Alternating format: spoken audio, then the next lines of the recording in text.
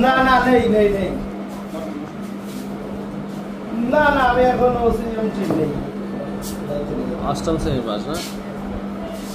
হ্যাঁ হ্যাঁ হ্যাঁ সদা আমাদের একটাই, ওই যে কুয়াকাটা মাঝে মাঝে টান যায় কিন্তু আমাদের একটাই।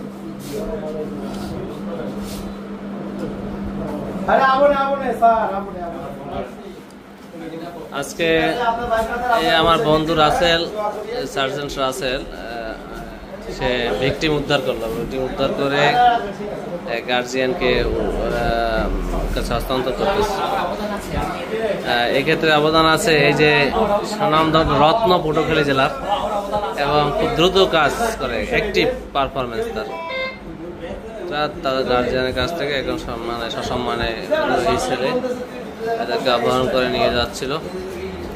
তো তাদেরকে উদ্ধার করা সম্ভব হয়েছে বিদায়, এবং গার্জিয়ানের কাছে হস্তান্তর করে এই যে রাসেল, এটা একটা অ্যাক্টিভ পারফরমেন্স আমি মনে করি।